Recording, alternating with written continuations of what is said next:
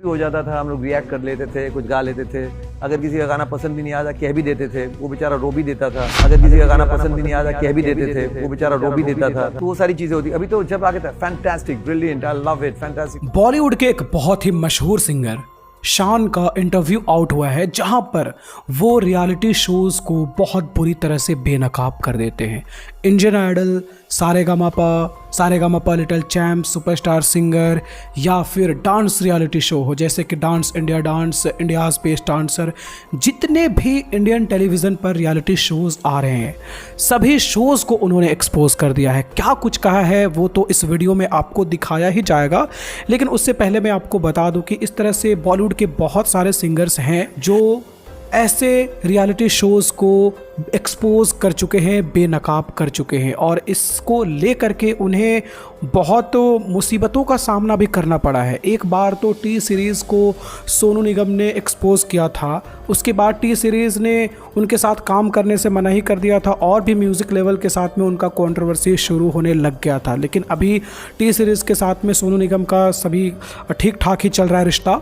लेकिन सिंगर शान के लिए ये जो इंटरव्यू आया है उनके लिए शायद अब मुसीबतें बढ़ने वाली है। हो सकता है कि उन्हें रियलिटी शोज़ में एज ए जज ना बुलाया जाए, क्योंकि वो इससे पहले कुछ रियलिटी शोज़ में जज के तौर पर काम कर रहे थे, जैसे कि Saregamapa little champs, the voice of India, ऐसे शोज़ में वो एज ए जज काम कर चुके हैं।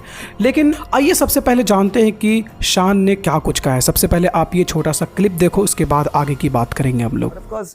Coming back to reality shows and coming back to singers, कुछ भी हो जाता था, हम लोग रिएक्ट कर लेते थे, कुछ गा लेते थे। अगर किसी का गाना पसंद भी नहीं आता कह भी देते थे, वो बेचारा रो भी देता था, बाद में इम्प्रूव कर देता था। तो वो सारी चीज़ें होती। अभी तो जब आगे था fantastic, brilliant, I love it, fantastic, सब यही चल रहा है। So it's you scratch my back, I scratch your back, and it's all mutual admiration and it's all beautiful. So somewhere in that sheen and shine, the innocence and the simplicity that we used to have in those days is missing. तो दोस्तों यहाँ पर शान ने साफ साफ कहा है कि पहले रियलिटी शोज़ में कुछ और हुआ करता था। वहाँ पे हम लोग फैक्ट बोला करते थे कंटेस्टेंट्स के मुंह पर। अगर किसी का परफॉर्मेंस अच्छा नहीं लगा तो हम लोग वहीं पे बोलते थे, गलती जहाँ पे होती थी उन गलतियों को वहीं पे सुधारने की कोशिश हम लोग करते थे। लेकिन अब ऐसा नहीं है। जैसा भी गा रहा हो कंटेस्टेंट्स, आपको तारीफ़ करनी है, आपको बोलना पड़ेगा सुपर डुपर फैंटास्टिक और ना जाने कितने वर्ड्स ऐसे हैं, वो सब कुछ आपको ज़बरदस्ती में बोलना पड़ेगा, क्योंकि प्रोडक्शन टीम की मांग ही यही है और आपको वो करना पड़ेगा, तभी आप जज बने रहोगे, वरना कोई और बन जाएगा। अब इन लोगों की भी मजबूरी है, अगरचे आपको पैसा अर्न करना है, टीवी पे दिखना है, जज बनना है, तो आपको वही करना होगा जो ऊपर से ऑर्डर आ रहा है। तो ये लोग कुछ भी नहीं कर पाते हैं। लेकिन कई बार इन्हें जब शोज़ वगैरह नहीं मिलने लग जाता है तो फिर ये सारी सच्चाई लोगों के सामने क्यों ना रखें। इंटरव्यू में आएंगे तो दिल की बात तो रखेंगे ही ना।